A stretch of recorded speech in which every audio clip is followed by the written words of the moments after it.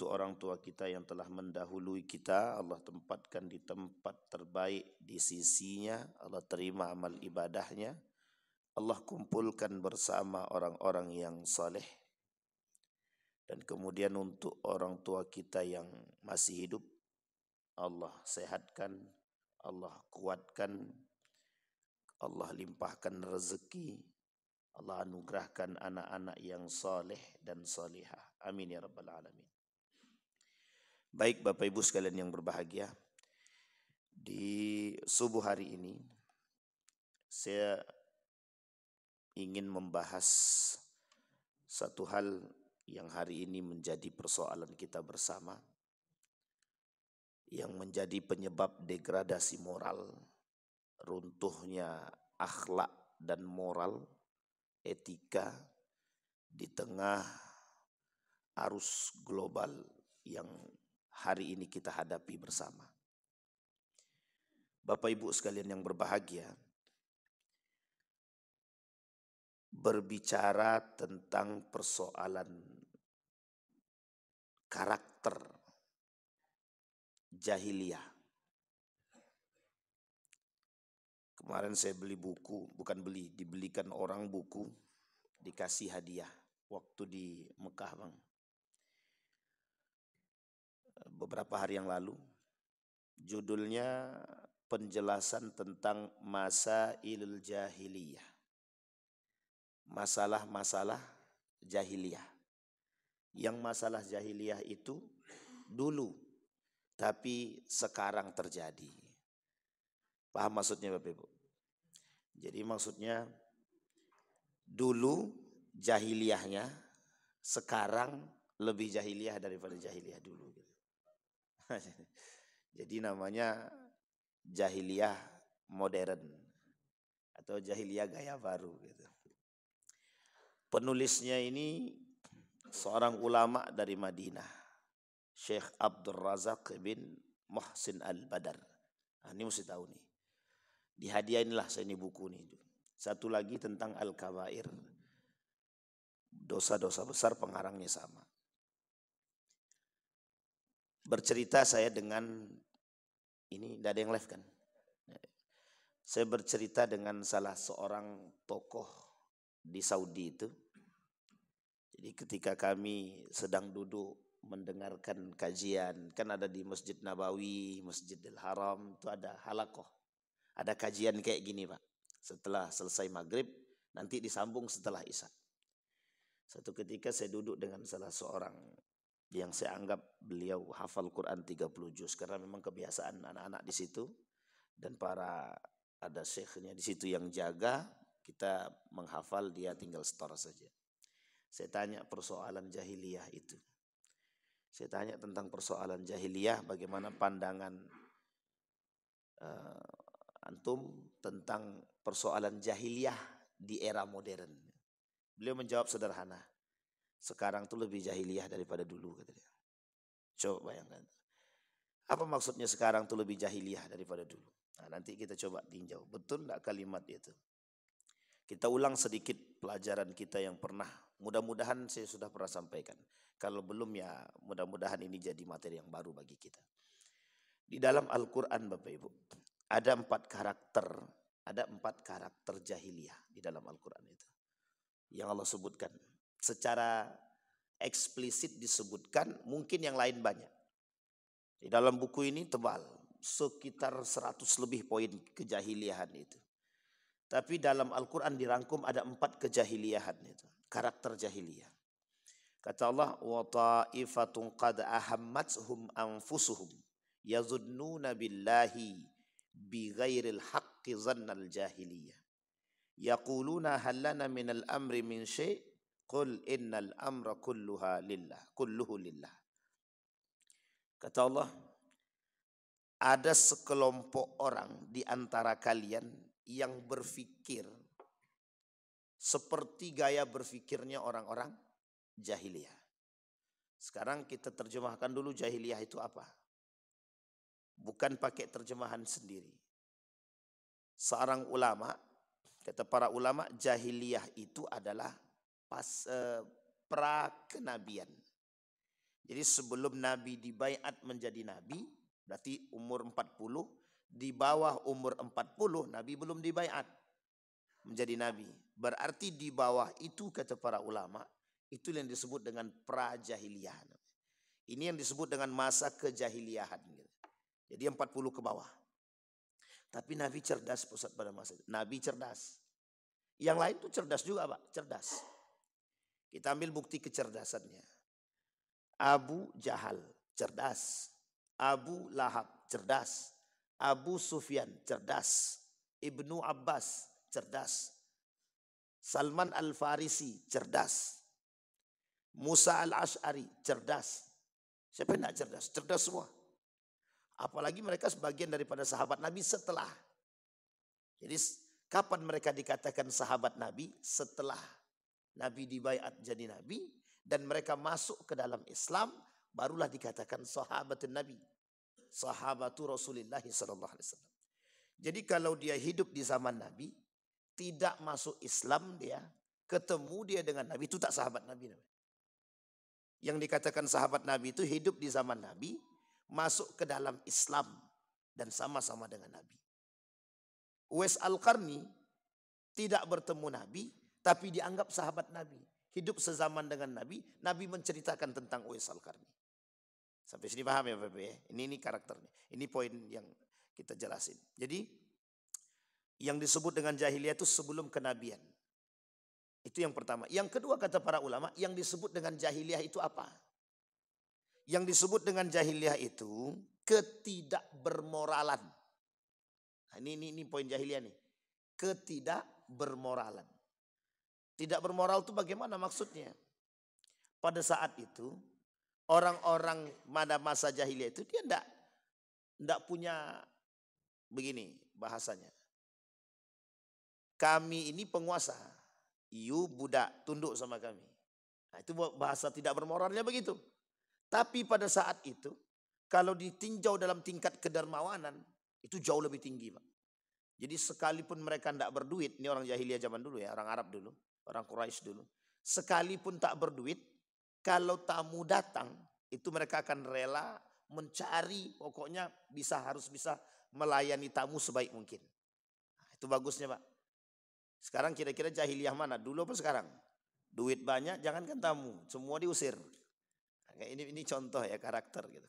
Jadi orang jahiliyah, orang Quraisy dulu, itu kalau seandainya tidak ada duit, sekalipun duitnya minim gitu, tapi tamu datang itu akan dimuliakan semulia mungkin. Dan ini adalah tradisi Pak. Tradisinya orang jahiliyah. Jadi kedermawanan itu bagian daripada tradisinya orang jahiliyah pada masa dahulu. Kemudian ketidakbermoralan lain itu, mereka kalau minjamkan uang itu tidak tanggung-tanggung Pak. Kalau dipinjamkan 100 juta, baliknya harus 200 juta. Itu jahiliyahnya begitu. Oh, karena beliau kan ngambil duit saya. Dan harusnya duit saya ini bisa saya pakai. Dan dia kan ngambil keuntungan dari duit saya. Nah, itu logika berpikirnya begitu. Jadi semuanya pakai logika memang. Jadi kalau dibilang enggak pinter bodoh itu enggak juga gitu. Karena waktu itu secara matematika tinggi Pak. Jadi pinjam 100 juta baliknya harus 200 juta. Lo kan dapat untung dari situ. Kalau mau minjam silakan enggak ya udah gitu. Sebelum Islam datang. Kedermawanan mereka diukur dengan model yang tidak bermoral juga sebenarnya. Emang mereka rajin bersedekah berbagi Pak. Jadi ketika ada kehidupannya kaum-kaum Quraisy itu, kalau ada tamu datang, sahabat datang itu kan dilayani itu Pak. Nah uniknya cara melayaninya dua. Satu dengan minum khamar, yang kedua dengan judi. Nah di cara melayaninya begitu. Jadi pokoknya datang tamu, pokoknya dibuatlah. Kalau bahasa kita sekarang nih, apa minuman keras yang paling bagus sekarang? Apa Bang Didi? Minuman yang paling trending sekarang gitu. Kamput. Kamput masa dahulu atau tua lah gitu kan. Whisky, hafal Bang? Oh gawat nih. Whisky misal. Disediain tuh Pak yang paling mahal gitu. Meskipun tak berduit ya. Tapi cara mereka menghormati begitu, minum bareng. Tapi kan mabuk-mabukan tuh kan gitu. Setelah itu mereka main judi dari pagi sampai sampai dari malam sampai subuh gitu. Karena waktu itu Islam belum datang. Karena Nabi juga belum dibaiat. Hanya saja di tengah hiruk pikuk karakter seperti itu, mesti ada juga orang-orang yang punya karakter yang baik. Seperti Nabi Muhammad dijaga, Abdul Muthalib dijaga, Abu Thalib dijaga. Ada lagi namanya Ja'far bin Abi Thalib itu dijaga. Kemudian ada namanya Abbas dijaga. Itu kan paman-paman Nabi. Jadi keluarga Nabi ini sudah terbentuk secara bukan permanen ya, sudah terbentuk secara keturunan, memiliki karakter akhlak yang baik gitu. Moral yang baik. Di antara sekian banyak gitu. Abdul Muthalib itu kenapa dia tidak seperti Abu Jahal dan Abu Lahab. Dia tak punya keangkuhan, dia tak punya kesombongan. Karena Abu Thalib sadar, waktu dia datang ke Mekah itu sebagai anak angkat. Anak angkat dari paman dia sendiri. Namanya Muthalib.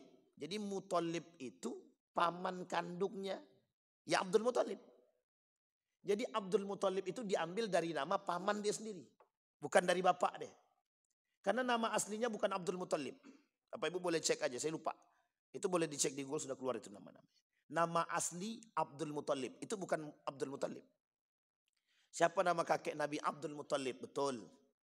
Namanya Abdul Muthalib. Abdul Muthalib itu bukan nama asli. Tapi nama yang diberikan oleh penduduk Quraisy kepada Abdul Muthalib ini karena dia dibawa oleh pamannya Muthalib ke Mekah pasca meninggal bapak dia. Sampai sini paham ya Bapak Ibu ya? Jadi meninggal bapaknya dibawa oleh Muthalib ke Mekah.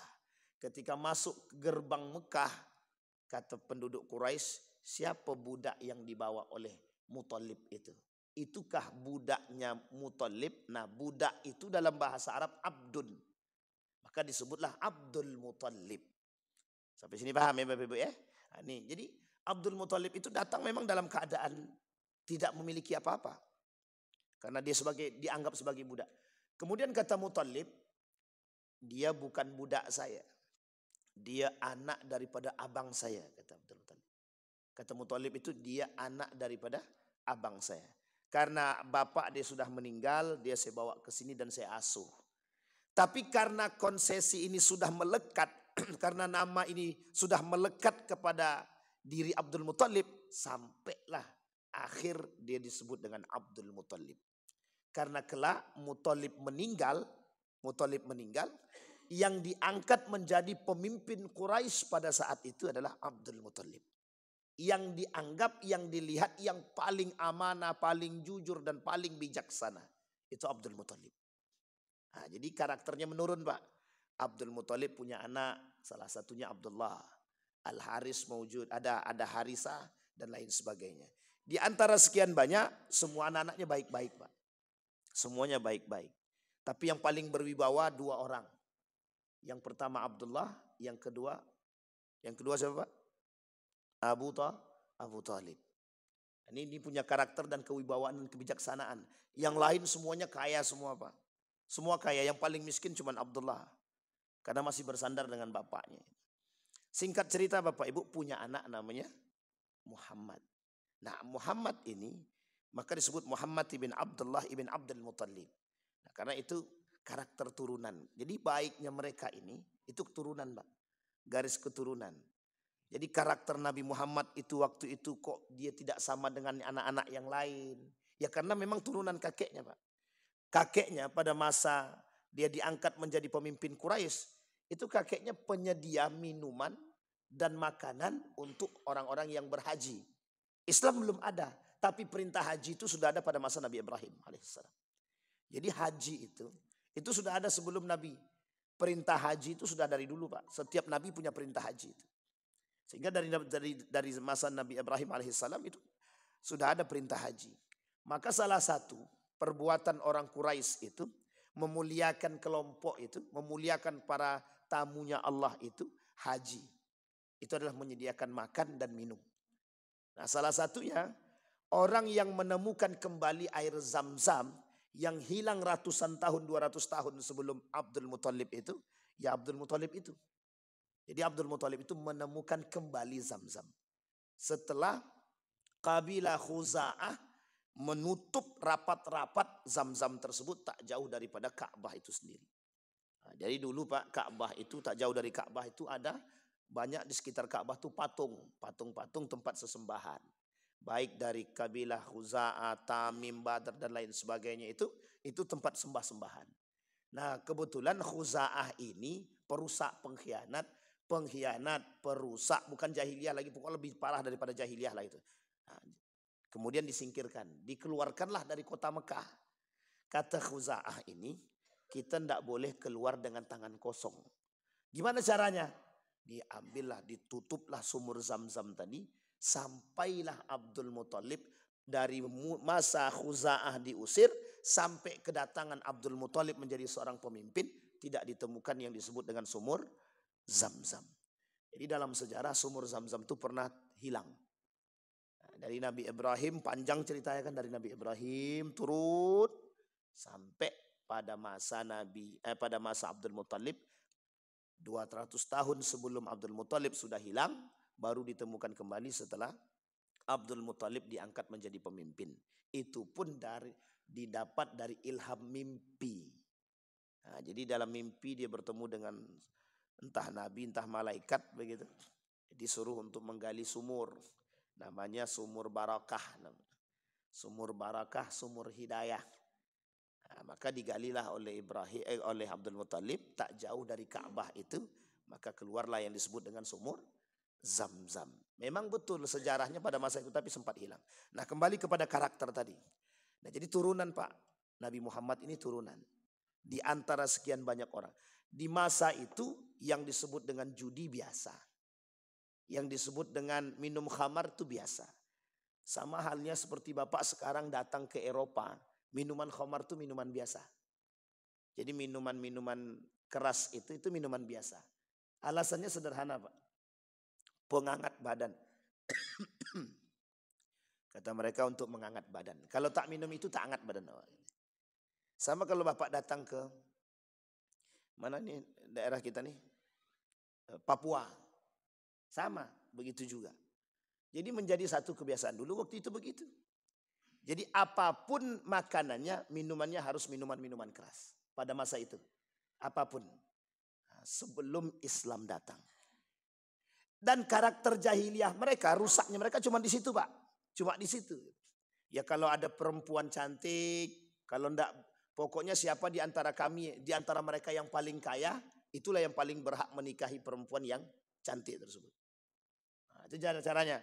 Kalau tak mau nikah, itu pandai-pandailah cara merayunya atau cara mereka kalau dia dari seorang budak otomatis. Anak perempuannya otomatis. Ini misal budak punya istri, budaknya pasti budak juga nih. Dan keduanya punya anak, itu otomatis budak juga. Jadi sampai kapanpun budak ya budak. Sampai Islam datang. Sampai sini paham Pak ya? Jadi budak selanjut turun, budak terus, budak terus. Nah, karakter jahiliyah pada saat itu, kalau seandainya mereka tidak minum khamar, tidak meminum minuman khamar ini, itu tidak wow. Nah, sama dengan anak zaman sekarang. Kalau tidak narkoba, tidak yes. Sama Pak, betul Pak. Waktu itu kalau tidak main judi, kalau mereka tidak main judi, berarti mereka bukan orang kaya. Paham maksudnya ini Pak? Jadi kalau mereka tidak main judi, berarti mereka bukan orang terhormat. Artinya apa? Kita balik Pak maknanya. Kalau dia main judi, kalau dia minum khamar, berarti tandanya dia orang kaya, dia orang terhormat. Sampai di sini bisa dipahami. Begitu modelnya Pak. Kalau sekarang, sama Pak. Sekarang tuh begitu. Kalau ndak main judi, ndak yes. Bukan judi apa, tapi judi online. Paham ya? Jadi kalau ndak judi itu ndak oke sekarang. Nah, ini sebenarnya Ustaz mau mengatakan jahiliyah sekarang Ustaz itu. Bukan, kita cuma mau kasih tahu aja. Ini loh model jahiliyah pada masa dahulu gitu. Nah, Bapak Ibu tinggal lihat kondisi itu. Nah, kembali kepada poin tadi. Kata Allah dalam poin yang pertama, azannal jahiliyah. Orang jahiliyah pada saat itu sebelum Islam datang, mereka berpikir bahwa Tuhan itu tidak ada. Mereka tahu Pak, Tuhan mereka yang mereka sembah itu, patung berhala itu, yang mereka sembah itu tidak punya kuasa. Tahu mereka, tahu. Tapi ketika diajak berpikir lebih sehat, ya mereka katakan, loh patung kami kan nggak bisa ngapa-ngapain. Loh sadar loh Pak, sadar ya, patung kami nggak bisa ngapa-ngapain. Jangankan memberi makan, membantu kami yang susah aja patung kami tak bisa. Cuma kami butuh dia. Tahu maksudnya Pak? Dia tak bisa bantu kami, tapi kami butuh dia. Jadi gimana maksudnya itu? Melogikakannya gimana? Ya memang nggak bisa dilogikakan Pak. Kadang sehat akalnya, kadang tak sehat. Sama dengan manusia sekarang kan begitu itu. Kadang sehat, kadang tidak. Kalau lagi sehatnya datang sama Tuhannya. Kalau lagi tak sehatnya hilang akalnya Pak. Jadi ketika itu Pak, orang datang menyembah itu bukan untuk mengatakan Tuhan itu kuasa, bukan. Simbol kalau kami punya agama.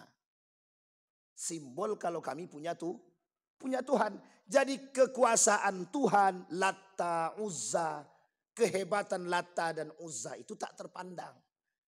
Karena memang tidak punya kekuasaan. Hanya saja kami punya gengsi yang harus kami pertahankan dari dulu sampai sekarang. Sampai sini paham ya? Kami punya tradisi yang kami harus pertahankan dari dulu sampai sekarang. Menyembah Latta, Uzza, dan beberapa patung-patung yang lain yang dianggap Tuhan itu adalah bagian daripada menjaga tradisi dahulu. Nah, jadi kalau sekarang ada orang yang menjaga tradisi judi, tradisi khamar, itu sebenarnya jahiliyahnya terlambat. Kenapa kita katakan terlambat? Dia baru jahiliyah sekarang. Itu sudah dahulu. Zamannya modern, gini, logikanya menerima modern, logikanya, akalnya menerima modern, tapi perbuatannya mengikuti jahiliyah. Ya tidak sinkronnya di situ gitu. Akalnya mengikuti perkembangan zaman, tapi perbuatannya kok masih datang ke dukun. Sampai di sini bisa dipahami ya. Kok masih datang ke dukun? Kita ambil contoh. Zaman dulu main bola itu kalau di tarkam itu Pak, antar kampung itu, lomba bola antar kampung, itu biasanya kiper-kipernya itu ada dukunnya di situ. Saya tak katakan pacu jalur ya, tapi saya katakan ini bola. Itu ada dukunnya Pak. Untuk apa? Biar jaga. Pokoknya nanti biar bolanya nggak masuk Pak. Kenapa Ustaz tahu? Saya pernah ikut. Ikut apa? Ikut ngantarkan ke tempat dukun. Ya. Nah waktu itu kan nggak tahu, masih kecil. Dan waktu itu saya masih kecil, saya nggak tahu. Maksudnya kenapa sih harus pakai begini? Gitu. Kita masih kelas 6 SD kalau tak salah, apa kelas 1 MTS ya gitu. Jadi kita nggak tahu tuh Pak. Kenapa harus gitu. Jadi tujuannya sederhana. Biar bola tuh nggak masuk ke gawang. Artinya apa? Akal ini menerima modern, tapi perbuatan kita sama dengan orang-orang dahulu gitu, jahiliyah. Maka disebutkan di sini zannal jahiliyah. Karakter yang paling berbahaya dari masyarakat jahiliyah pada saat itu adalah mereka berpikir bahwa Allah itu tidak maha kuasa. Tuhan itu tidak kuasa. Tapi Abdul Muthalib sangat mengerti dan percaya dengan Tuhan. Maka sebenarnya begini. Abdul Muthalib itu mengetahui akan kekuasaan Allah. Di mana dia tahu? Ketika persoalan Ka'bah. Ka'bah ingin dihancurkan oleh Raja Habasah, kata Abdul Muthalib, silahkan hancurkan, aku tak urus. Yang ngurus Ka'bah itu sudah ada. Siapa yang ngurus? Yang punya. Siapa yang punya? Azza wa Jalla. Itu Abdul Muthalib, perkataan Abdul Muthalib kepada Raja Habasah. Sampai Raja Habasah geleng-geleng. Ini orang gak mikirin yang lain pokok, malah cuma datang ke sini minta kambing-kambingnya gitu. Jadi tolong kembalikan kambing-kambing saya, kata Abdul Muthalib. Setelahnya yang lain terserah. Mau kau hancurkan Ka'bah silahkan, mau kau apakan silahkan. Sampai Abdul Muthalib ke depan Ka'bah, kata Abdul Muthalib, kalian penduduk Mekah minggir. Orang-orang itu mau menghancurkan Ka'bah. Ini dalam sejarahnya begitu. Orang-orang itu mau menghancurkan Ka'bah. Biarkan aja mereka menghancurkan Ka'bah. Itu urusan Tuhan gitu. Yang punya, urusan yang punya. Itu Pak mengapa Abdul Muthalib tahu bahwa Ka'bah itu bukan punya diri dia. Kami cuma disuruh untuk menjaga. Tapi yang lain tak begitu Pak. Yang lain tidak begitu. Yang lain paham bahwa cara berpikir mereka itu memang jahiliyah. Ya ada Tuhan. Mereka beranggapan ada kekuatan-kekuatan gaib yang mereka terima. Dan itu bukan dari patung mereka. Kembali kepada poin tadi. Dhannal jahiliyah. Dan itu tidak dibenarkan dalam Islam. Nah setelah Islam datang, Nabi Muhammad membawa risalah ini. Risalah inilah yang kemudian ditolak secara mentah-mentah oleh orang kafir Quraisy. Alasan penolakannya sederhana, gengsi. Yang kedua, tidak mau budaya mereka, tradisi mereka ini terhapuskan oleh datangnya agama yang baru yang oleh mereka sadar kebenaran agama ini tapi mereka tolak. Nah, ini poinnya Pak, poinnya. Orang zaman dulu kedatangan Nabi Muhammad itu sadar.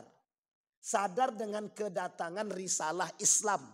Sadar akan kebenaran Islam. Itu sadar. Sadar Pak. Abu Jahal tahu, Abu Lahab tahu, Abu Sufyan tahu. Semua pemuka Quraisy itu tahu kebenaran Islam. Tapi mengapa mereka tidak mau memeluk kebenaran itu? Alasannya sederhana. Satu, tidak mau meninggalkan tradisi nenek moyang. Yang kedua, gengsi. Yang ketiga, ada yang ketiga, ada. Ini urusan kekuasaan, urusan jabatan. Kami kan pemimpin. Kalau nanti masuk ke dalam agama Muhammad, runtuh kepemimpinan kami. Runtuh kekuasaan kami. Jadi setiap mereka ini memegang kabilah masing-masing. Kayak Abu Sufyan, dia pegang kabilahnya dia Pak. Pengikutnya banyak. Karena kekayaan dia. Abu Lahab punya masa yang banyak. Kemudian Abu Jahal punya masa yang banyak. Dan semua mereka punya masa Pak. Abbas punya masa. Punya orang-orang pengikut, kalau bahasa kita ini punya fans-fansnya lah. Mereka takut akan kehilangan seperti ini. Kalau Islam masuk, Nabi Muhammad sebagai seorang nabi, otomatis orang-orang ini tidak akan mengagung-agungkan lagi orang-orang yang tadi. Sampai di sini paham Pak? Itu yang disebut dengan pada saat itu mereka tidak mau memeluk Islam. Gengsi, takut budaya hilang, takut jabatan hilang. Tiga ini yang paling besar Pak. Berarti bukan persoalan Tuhan Ustaz, bukan. Secara garis besar mungkin nampaknya persoalan Tuhan. Tapi sebenarnya bukan itu. Sama halnya dengan kondisi Nabi pindah di Madinah. Ada yang masuk Islam terpaksa, tapi tujuannya ingin membunuh Nabi. Sakit hati gara-gara Nabi diangkat jadi khalifah, pemimpin. Nah, itu masalahnya di situ. Jadi kalau ada yang sekarang begitu beda tipis dengan jahiliyah zaman dulu kan. Ada kan orang-orang yang sekarang takut tersingkir dari jabatannya. Ada orang-orang sekarang yang tak percaya dengan Allah. Tapi dia sholat, dia puasa, dia zakat, kedukun jalan, judi jalan, khamar jalan, korupsi jalan, sholat jalan. Itu imbang. Dunia akhirat. Dunia dapat, akhirat dapat. Ya nggak bisa Pak. Tidak bisa begitu. Nah, kembali kepada poin tadi. Itu namanya zannal jahiliyah. Jadi gaya berpikirnya. Nah kalimat ini, ayat ini turun dalam perang Badar. Dalam perang Uhud. Jadi ketika dalam perang Uhud itu Pak. Kaum munafik ikut berperang sama Nabi. Kata kaum munafik, itu kan kita sudah menang. Di bawah itu ada harta rampasan. Yuk kita ambil sebelum diambil orang. Turun Pak, orang munafik ini ngajak pemanah-pemanah yang di atas, yang oleh Nabi jangan turun, kata Nabi, jangan turun. Tapi mereka tetap turun. Akhirnya kan mereka diserang oleh Khalid bin Walid. Dari Jabal Uhud yang tinggi itu mereka turun, Khalid bin Walid datang memerangi kembali. Menanglah orang kafir Quraisy di situ. Pada perang Uhud yang kedua. Jadi perang Uhud yang pertama, menang mereka. Mundur nih rombongan Khalid bin Walid. Waktu itu Khalid bin Walid belum masuk Islam. Mundur Khalid bin Walid. Orang munafik yang ikut berperang menghasut. Yuk kita turun ambil harta rampasan. Itulah terjadi terbunuhnya Hamzah itu. Yang bunuh Wahsy. Nah, Wahsy masuk Islam. Minta maaf sama Nabi. Kata Nabi, aku maafkan tapi kau jauhkan wajahmu dari diriku. Kata Nabi. Nabi bilang sama Wahsy, aku maafkan dirimu tapi jangan kau Jauhkan wajahmu dari diriku. Nabi masih sakit hati sebenarnya. Tapi Nabi kok sakit hati? Ustaz, manusia Pak. Innama ana basyarum mithlukum. Tapi diobati. Tapi Nabi sudah maafkan. Bukan berarti Nabi tak mau bertemu ya. Tapi Nabi sudah maafkan. Kembali kepada poin tadi. Nah ini poinnya Pak. Kata ketika dalam perang itu. Kan kalah nih. Yang perang Uhud kedua kalah. Apa kata orang-orang munafik tadi? Kata Muhammad kita pasti menang. Kata Muhammad kita dibantu. Kata Muhammad Allah akan turunkan bantuan untuk kita. Lah kok kita kalah? Paham sampai di sini Pak? Sehingga kata mereka, ini gaya berpikirnya. Kata Muhammad kita bakal menang. Kata Muhammad Tuhan bakal bantu. Toh buktinya kita kalah. Nah, ini kata orang munafik dalam perang Uhud yang kedua. Sehingga Pak di tengah kecamukan itu orang munafik ini kabur Pak. Lari dia. Orang-orang ini lari.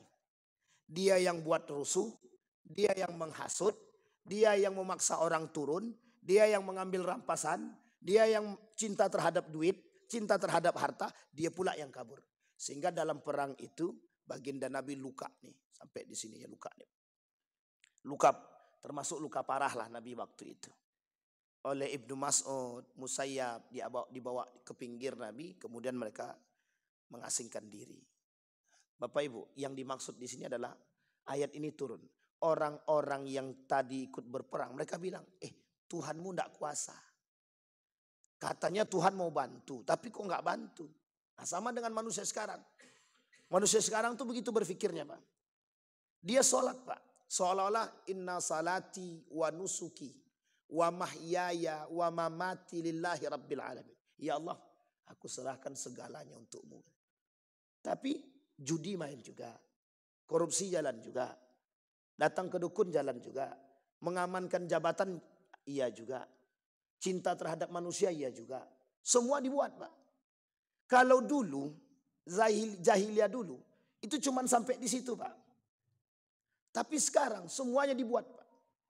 Karena saking modernnya, sholat jalan, syirik jalan. Dulu tidak ada Pak, sholat mereka tidak Islam kok. Mereka tidak Muslim. Tapi mereka melakukan syirik, ya. Karena mereka nggak percaya sama Tuhan. Itu jahiliyahnya. Kalau sekarang tidak. Muslim iya, sholat iya, puasa iya, syirik jalan. Dukun jalan, judi jalan. Pertanyaannya lebih parah mana?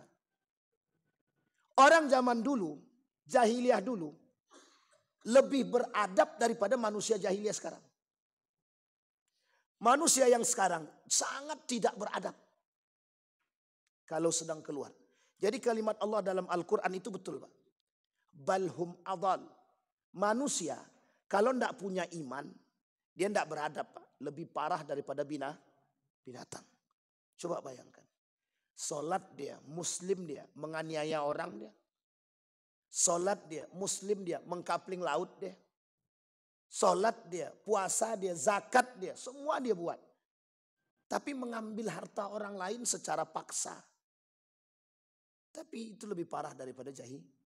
Zaman dulu enggak begitu dia. Enggak begitu dia. Jahiliyah dulu Pak. You punya berapa? Minjam duit 100 juta, balikin 200 juta. Selesai Pak sampai di situ. Berarti dia harus ngembaliin 200 juta. Kalau sekarang tidak. You pinjam duit berapa? 50 juta. Kalau dia tidak sanggup bayar, aku ambil rumahmu, ambil istrimu, ambil TV-mu, ambil tanahmu. Lebih jahiliyah mana? Lebih jahiliyah sekarang. Sangat-sangat jahiliyah sekarang. Dulu masih ada kemanusiaan. Sekarang tidak punya Pak. Nurani itu tidak ada sekarang. Ini karakter jahiliyah.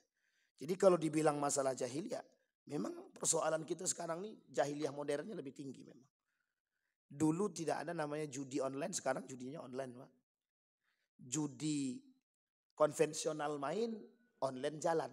Jadi dua-duanya. Kalau dulu judinya itu hanya untuk membahagiakan diri. Bukan untuk mencari kekayaan lebih, tidak. Ya memang ada juga tujuan judi itu pada masa Nabi itu.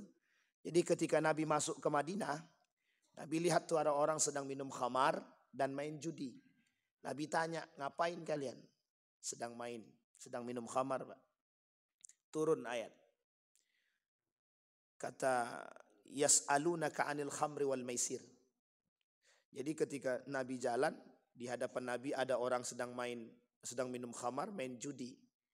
Kemudian Nabi lewat. Ketika Nabi lewat, mereka bertanya, yas'alunaka 'anil khamri wal maisir.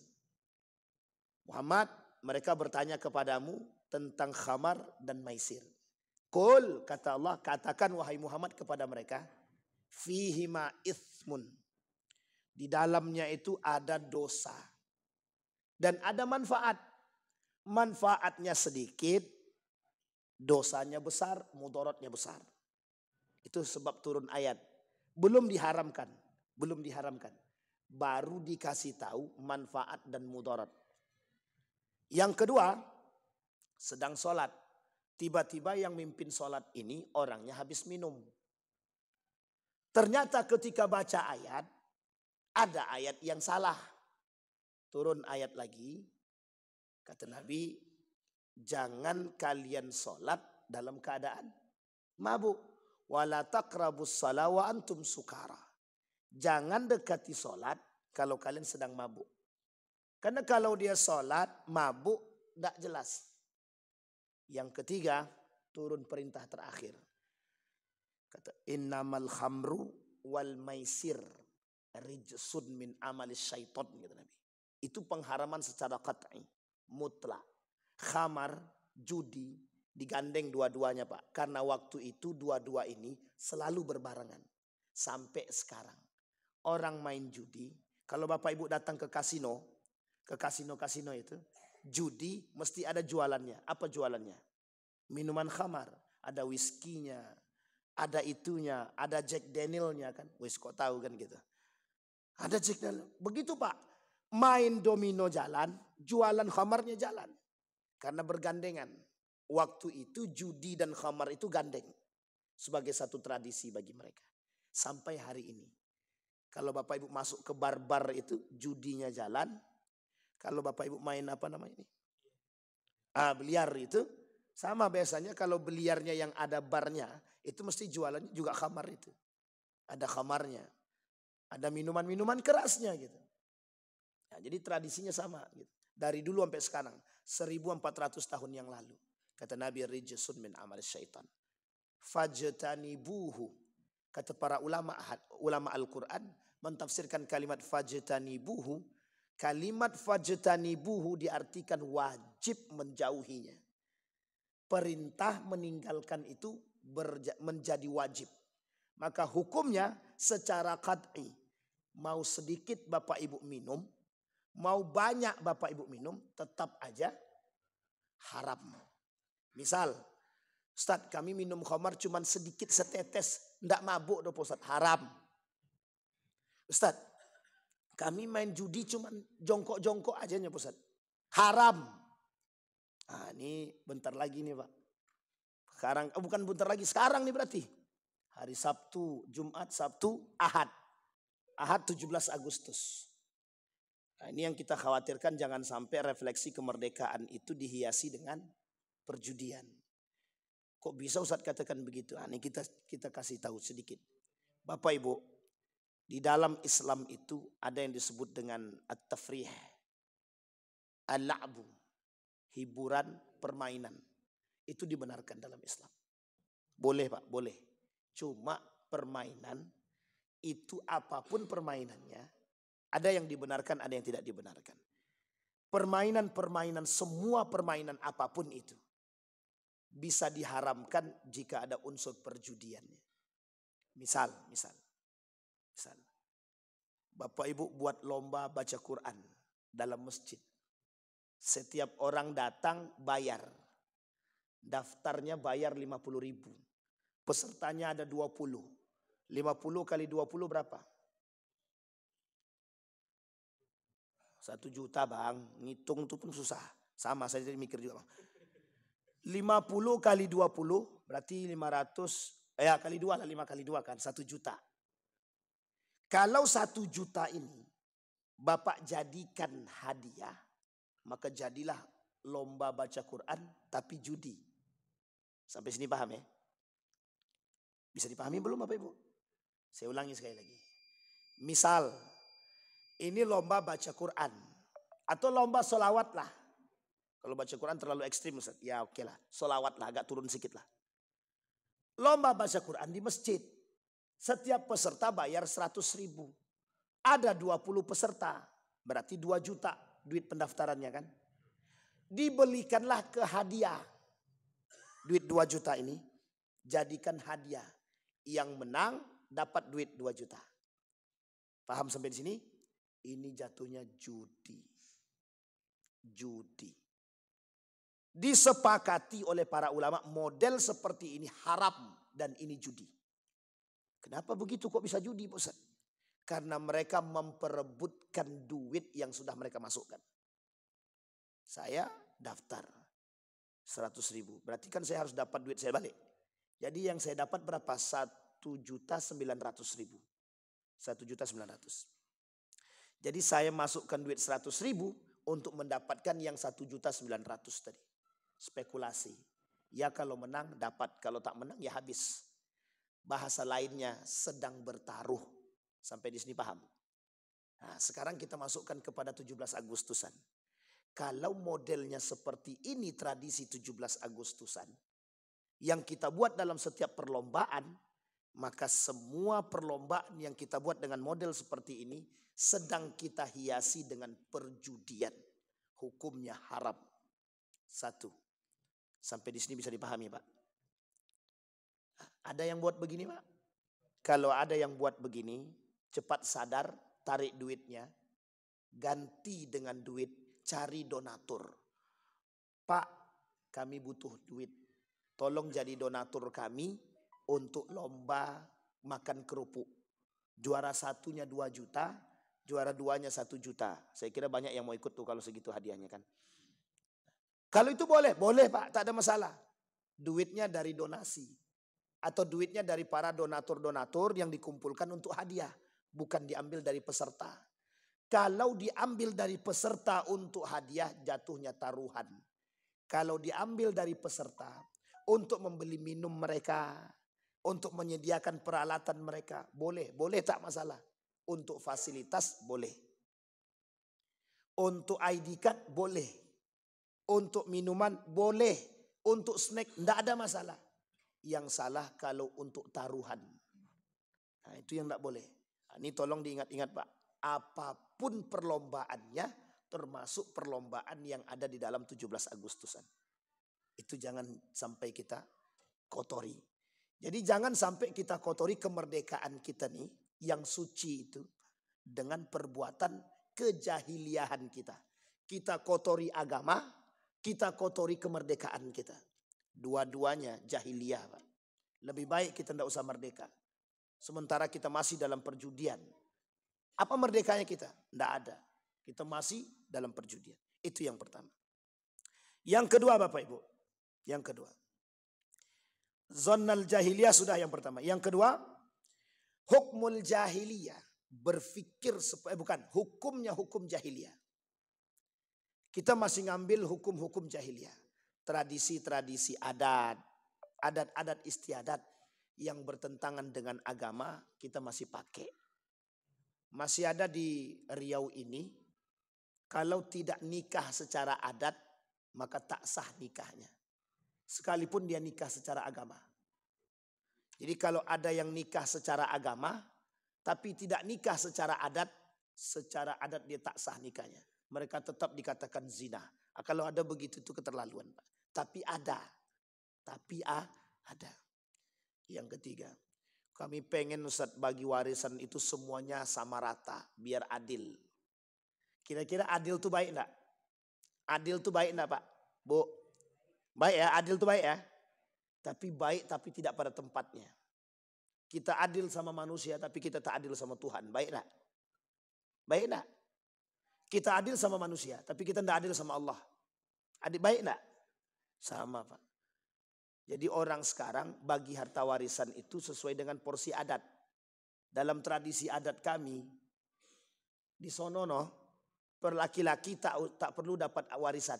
Yang harus dapat warisan itu perempuan aja. Laki-laki tak perlu. Sekarang saya tanya, ada nggak Al-Quran berkata demikian?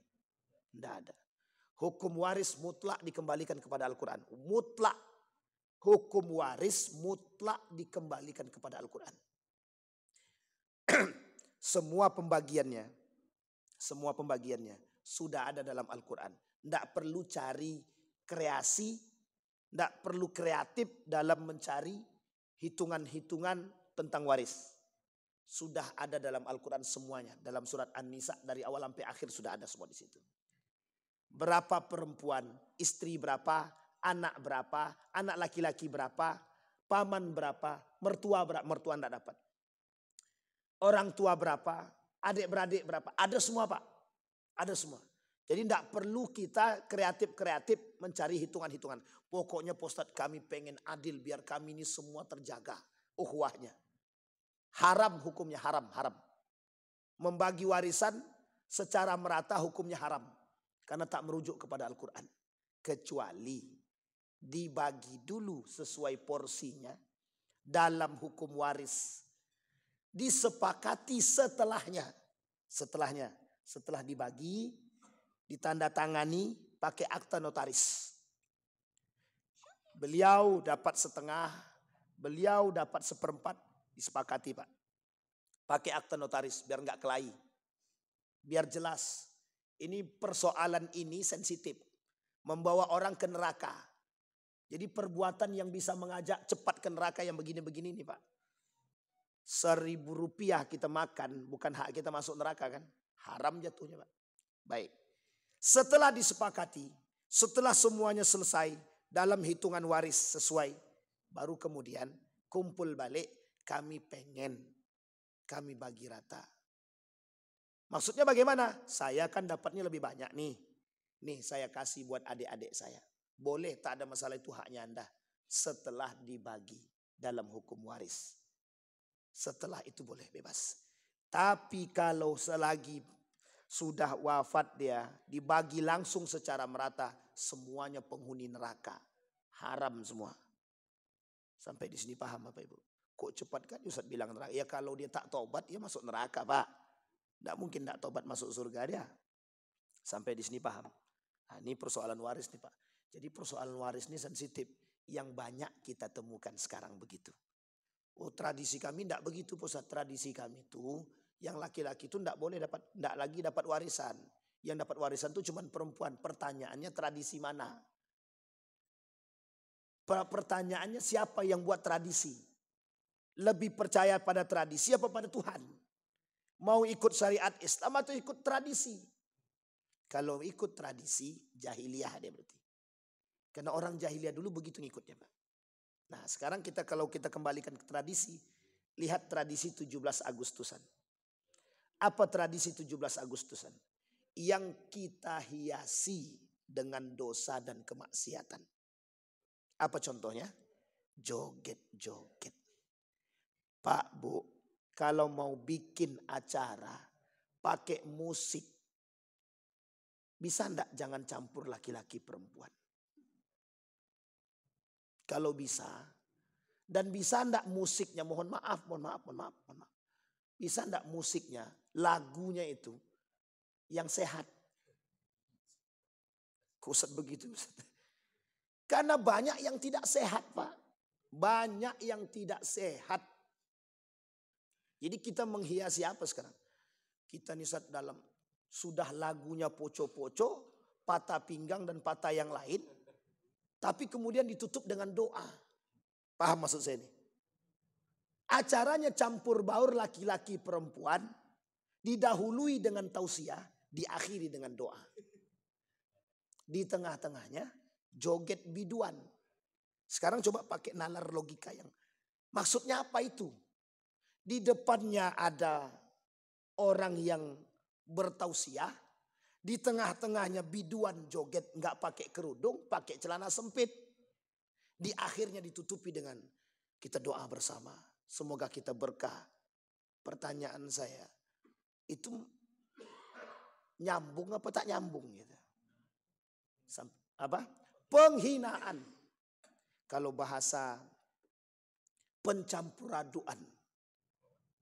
Mencampur adukkan agama dengan hal-hal seperti itu. Mohon maaf Pak, tradisi itu Kalau dibiarkan. Ingat kalimat ini Pak ya. Kalau dibiarkan. Ini gara-gara zaman dulu. Dibiarkan akhirnya sampai sekarang. Sampai sekarang ada musiknya, ada jogetnya. Uniknya lagi. Ada gaya baru tradisinya sekarang. Joget balon. Joget kursi. Lomba-lombalah ingin duduk di kursi di situ. Yang uniknya, yang berlomba laki-laki perempuan. Campur. Ya saya enggak mau suuzon Pak. Tapi memang nampak di mata begitu. Gimana kita mau suuzon? Itu faktanya begitu. Itu tradisi yang menyesatkan itu Pak. Jangan tersinggung. Kalau tersinggung boleh silahkan, tak ada masalah. Tapi faktanya begitu. Tapi ini kan refleksi kemerdekaan. Janganlah begitu-begitu diatur dengan agama. Sikit-sikit agama, sikit-sikit agama. Inilah yang merusak nih Pak. Nah yang gaya-gaya begini yang merusak. Sama yang tadi, yang dikatakan oleh kaum munafik tadi. Katanya Tuhan ada, mau bantu kita. Mana buktinya?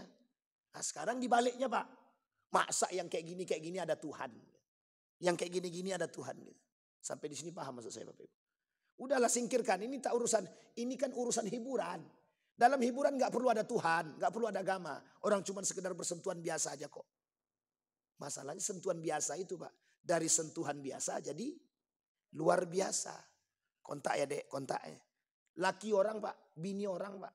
Gara-gara joget balon tuh Pak. Bisa suka dengan laki-laki orang. Kan masalah tuh. Sampai di sini bisa dipahami Pak. Sederhana. Lomba kita cuma makan kerupuk. Tapi kita seret anak-anak kita ke dalam neraka.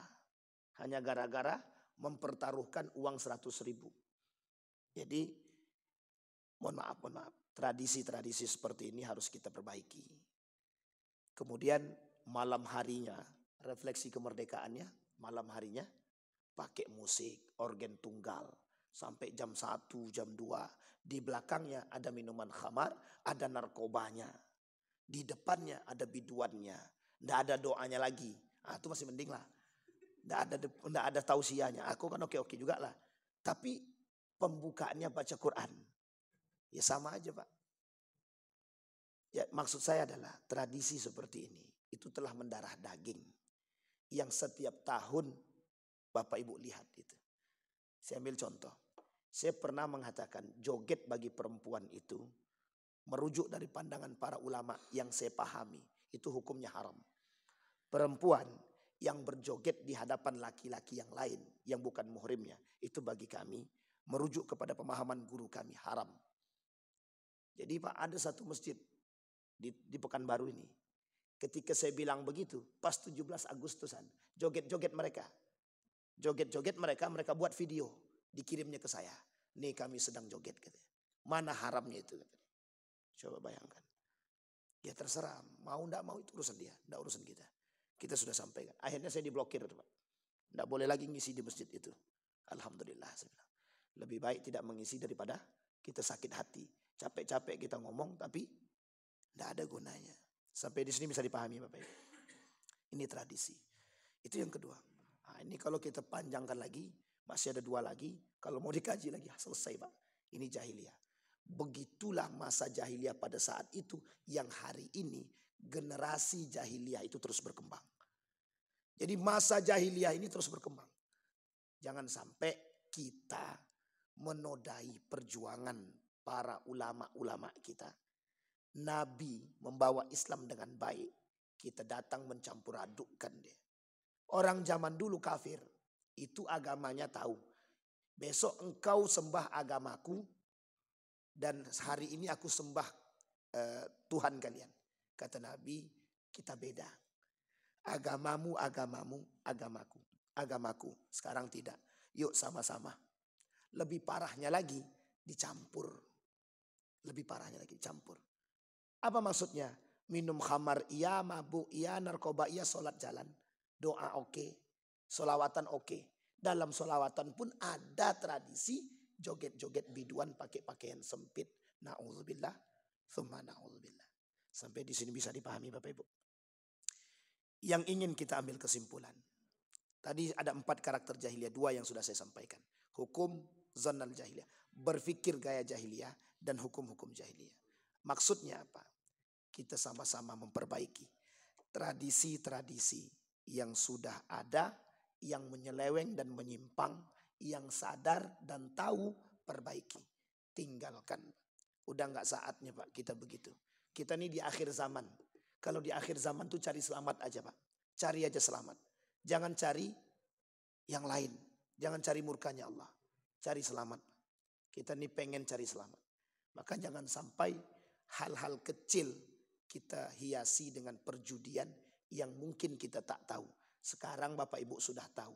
Permainan apapun yang kita buat, kalau ada unsur taruhannya, jatuhnya judi. Bisa dipahami Bapak Ibu? Ada pertanyaan? Enggak ada, alhamdulillah. Enggak ada pertanyaan kan Bapak Ibu? Mesti enggak ada. Apalagi dah jam segini nih Ustaz. Oke lah. Baik Bapak Ibu sekalian yang berbahagia, kita berdoa kepada Allah. Mudah-mudahan apa yang kita sampaikan di subuh hari ini ada baiknya, ada berkahnya, bisa menambah pengetahuan kita untuk bisa tetap istiqamah dalam kebaikan, terus menjaga diri agar tidak terjerumus dalam kesalahan-kesalahan yang sedikit yang berakibat fatal dan merusak amal ibadah kita. A'udzubillahi minasyaitonirrajim. Bismillahirrahmanirrahim. Hamdan syakirin, hamdan na'imin, hamdan yuafi ni'amahu wa yukafi'u mazidah ya Rabbana. Lakal hamdu kama yanbaghi li jalali wajhikal karim wa azim sultanik. Allahumma ighfir lana dhunubana wa dhunuba walidina warhamhuma kama rabbayana shighara. Allahumma a'inna ala dzikrika wa syukrika wa husna ibadatik. Allahumma khtimna bis salihin. Rabbana hab lana minas salihin. Rabbana hab lana min azwajina wa dhurriyyatina qurrata a'yun waj'alna lil muttaqina imama. Allahumma ighfir lana dhunubana wa kaffir 'anna sayyi'atina wa tawaffana ma'al abrar. Allahumma faqihna fid din wa 'allimna ta'wil. Allahumma faqihna fid din wa 'allimna ta'wil. Allahumma ighfir lana dhunubana. Allahumma ighfir lahum warhamhum wa'afihim wa'fu 'anhum. Wa akrim nuzulahum wa wasi' madkhalahum waj'alil jannata mathwahum. Rabbana atina fid dunya hasanah wa fil akhirati hasanah wa qina azabannar. Walhamdulillah rabbil alamin. Assalamualaikum warahmatullahi wabarakatuh.